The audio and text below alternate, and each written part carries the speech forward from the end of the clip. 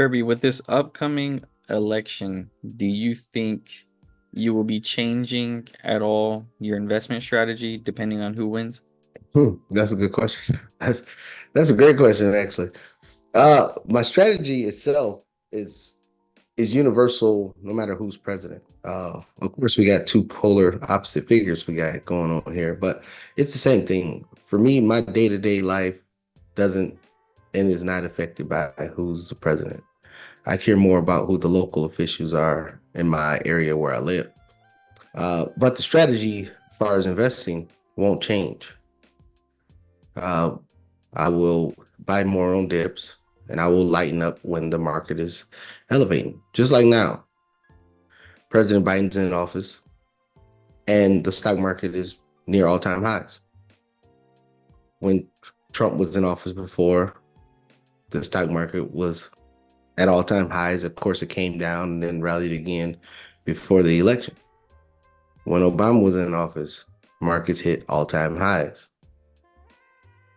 So the person who's in office, and those are all three different people when it comes to the economic spectrum and what happened in that, 15, 18-year span.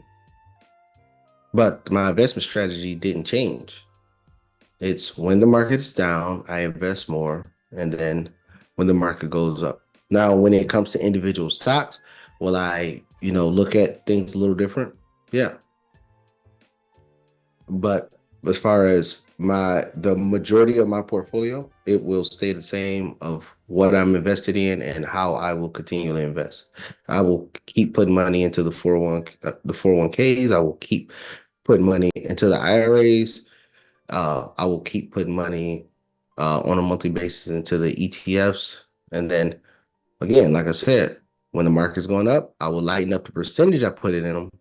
But when the market's going down, I will double down and max out and put as much money as I can in there. I'm not worried about the market going down. I'm actually hoping the market do go down. I'm hoping the market go down because I don't I don't need the funds and I'm not using the funds for today. I'm using those funds are retirement age funds or funds that I will use later in life. I produce cash flow to live today. And then I use that money for those different investment accounts. That's for later. That's for my kids. That's for my grandkids and what have you. Of course, the real estate that I buy, that'll be for my kids and grandkids also, but that's money I live on today. But when it comes to investment accounts, that stuff is to build for the future. And I don't care who the president is now to the next 40 years, the investment style will be the same. And that's just keep plowing into the index funds, SPY, the NASDAQ 100, and then, put about 20%, 25% to individual stocks, and then, 3 to 5% in the crypto until it either go boom or bust on the crypto side. But besides that, nothing's changing. What you got? Yeah, I agree. I don't think that a president should determine your investing strategy. It should just be the conditions of the market. I think that's really that all that matters. I mean, looking at the market, analyzing, at what point you can get in at a good price and then, benefit from when it comes up. But it shouldn't be based off of, well, if this president is in office and I'm just pausing for the next 4 years, not going to invest, it shouldn't be like that. It should just be looking at the markets. So I agree. It's interesting because I think, maybe certain presidents or their policies might have an effect on what the market does, maybe, but for the most part, I think the market just does what the market does. America is a prosperous economy in the long term, so there's always Right. And opportunity. no, no, you're right. And the thing was, I thought that the president was going into effect. So I'm just, going to put something out there. And I'm not afraid to admit it. I'm a conservative. When Donald Trump got elected, the first time when he got elected, the night of his inauguration, I mean, not inauguration, but when the polls was coming out and showed that he won, the market was tanking.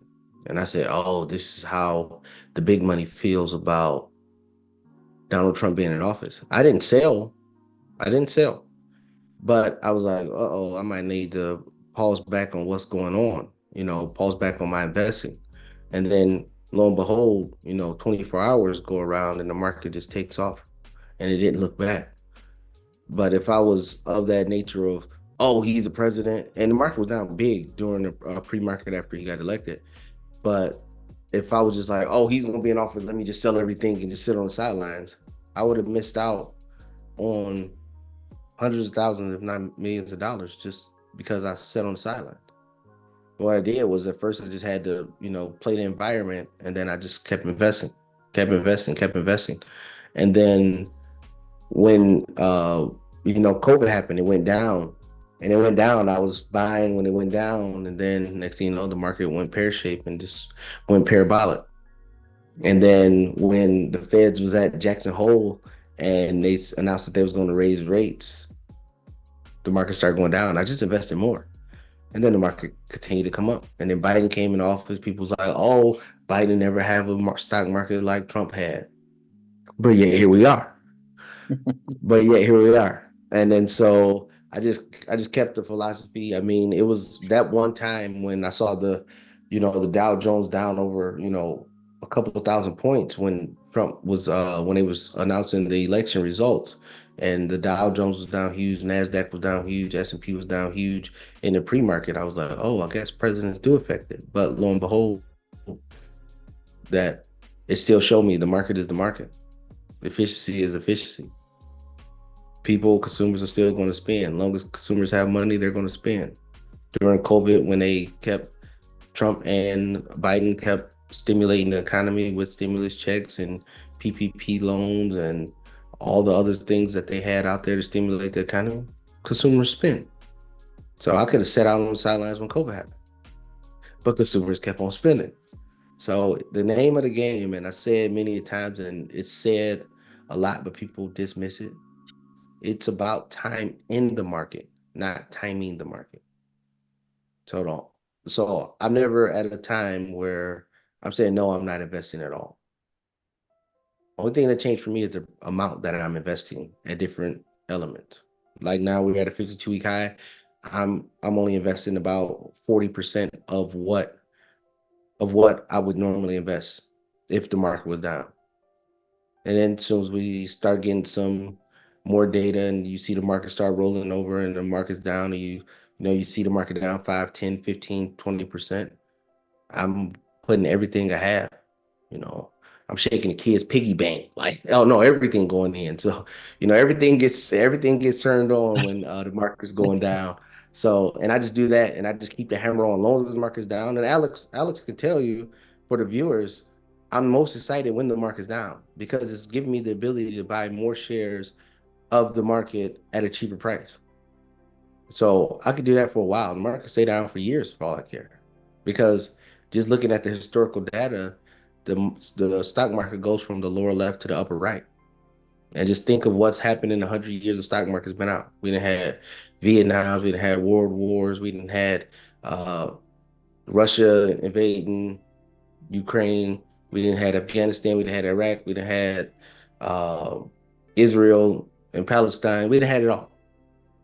We didn't had it all. We didn't had COVID, world epidemics. We didn't had it all. But yet here we are sitting next to a 52-week high. So I'm not stepping out of the market for nobody. I don't care who it is. I agree, absolutely. That being said, guys, let us know what you think down below. Don't forget to share this video and subscribe, and we'll see you guys on the next one.